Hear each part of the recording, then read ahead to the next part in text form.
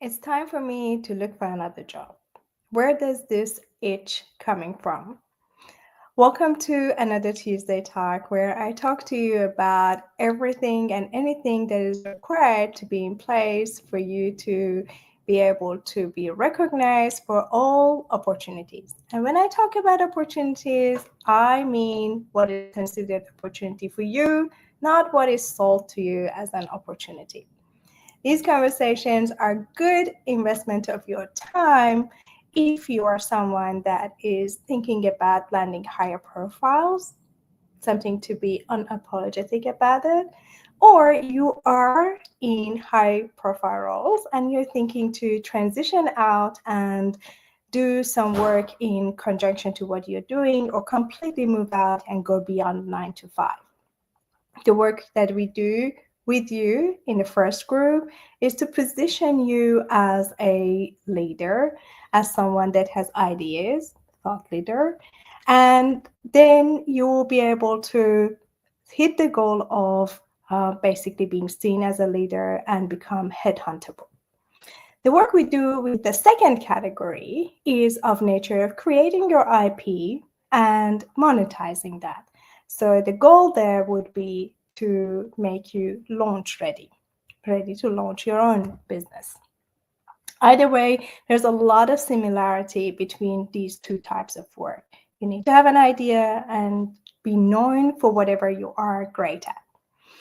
So, with that, today's conversation is one of the common phrases that I hear. It's time for me to move on to something new, and the itch has started.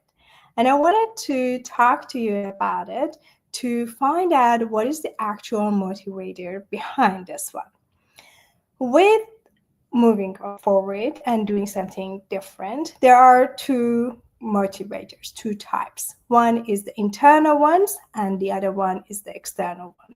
And each one of those types are great. It's just how we tap into them and how we use them to move forward. That is the question for today. So let's look at internal motivators. There are four generally. There might be more, but what is my legacy? What do I want to leave behind? What do I want to solve? What do I want my name to be a synonym with once I've moved on or even when I'm still around? Second one is autonomy. And the way I define it is, am I able to write the strategy and set the direction instead of, or as well as executing it? Can I call the shots?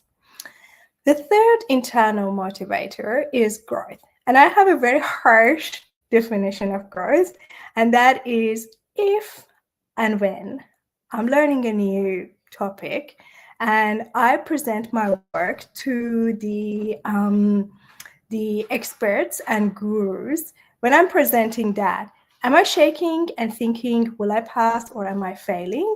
And if that's the case, I know that I am actually in growth zone.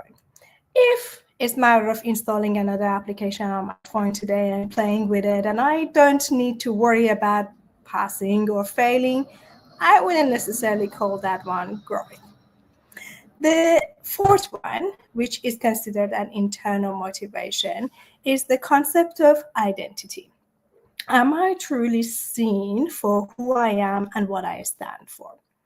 So these are the ones that I consider or shortlisted as internal motivators: legacy, autonomy, growth, and identity. So let's quickly look at the external ones. And most important one is recognition.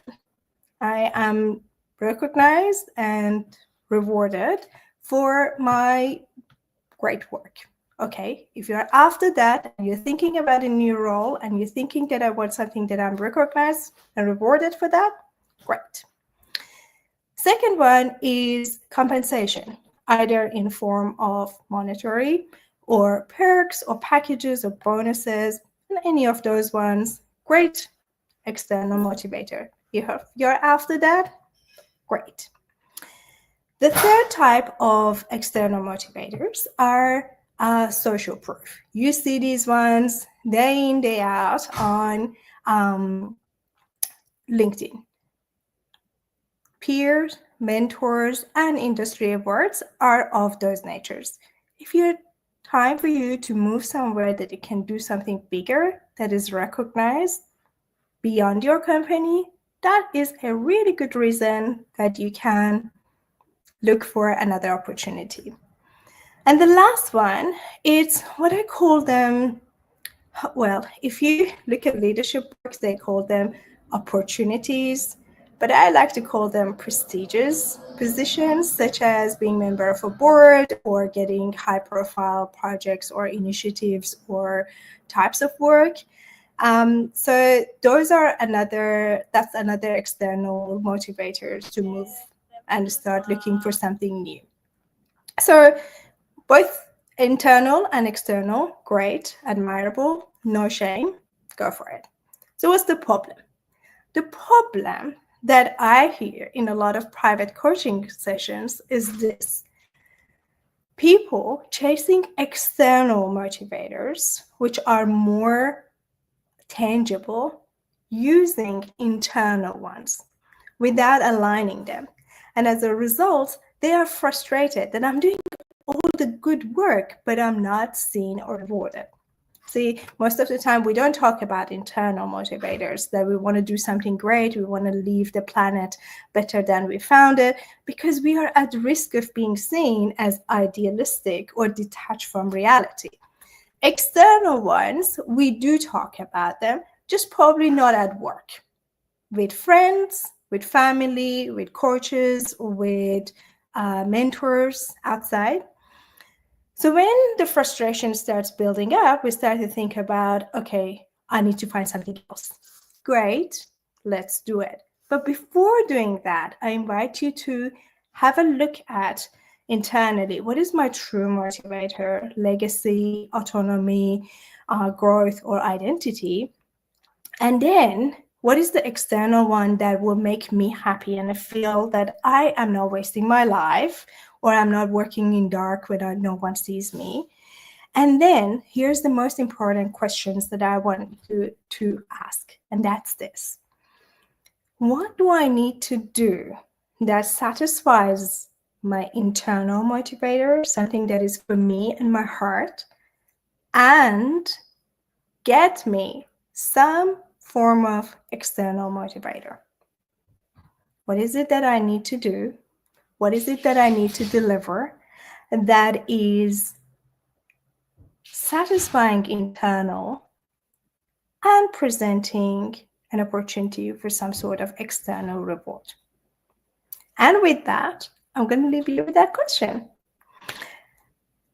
By the way, this was as a result of this conversation was a result of a conversation that I had with a client that he was saying, Shireen, I'm tired. I need to look for another thing. I can do my job in coma. And I thought, that's great. Let's unpack it. So that was the framework that we used to be able to find out what is it that he can do? What is it that he would like to deliver that is looking into and tapping into her internal, what he truly believes, as well as he gets something out of it, which is tangible and is rewarding. And then we look at if it's possible to do that one in the current company that you are in, or you need to actually talk to a executive search firm or a recruiter or start networking and achieving what you want to achieve. All right, my friend, that's all I have prepared for you. Internal, external, aligning them, and not letting yourself to get too frustrated. I'll talk to you next week, same time, same place, and a different topic. Bye.